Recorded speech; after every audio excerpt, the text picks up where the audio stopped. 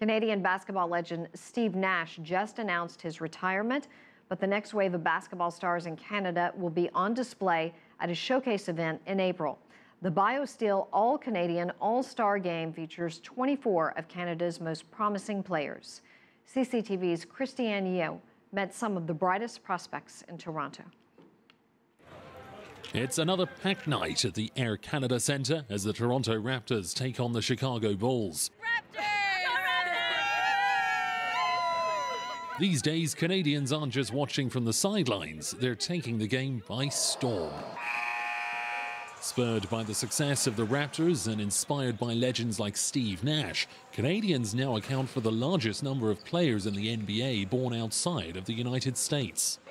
The last few years have seen an explosion in Canadian talent in the NBA, and that's thanks in large part to programs like this one behind me that nurture young players and help them take their skills to the next level.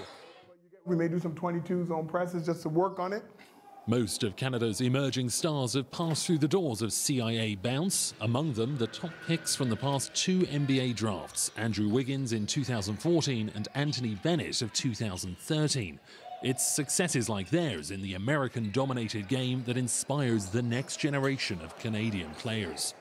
I think it's still an American-dominated sport, but I think Canadians are coming up and Americans are starting to realize that kids from Canada could play the game just as well as them. We're just working. After Anthony and Andrew, Tyler, all those guys, after they went into the draft, and you see how their successes right now, it's motivation for us to be on the rise right now. These young players are among 24 of Canada's top prospects selected for the first BioSteel All-Canadian All-Star game, giving fans and pro team scouts a taste of what's on the horizon. I guess nerve-wracking, but I guess you just have to show our talents, not get worried about the media around us. It's a sign of how far the sport has come in Canada. Like when Steve Nash got the NBA, it was like he was the one scout that saw him, the one college that recruited him.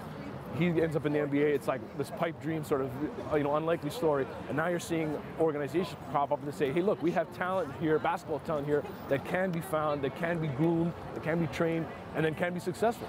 Showcase events like the McDonald's All-American game have helped feed the NBA its stars of tomorrow. And it's hoped the BioSteel series, which is open to Canadian-born players or those at school in Canada, will generate even more buzz here.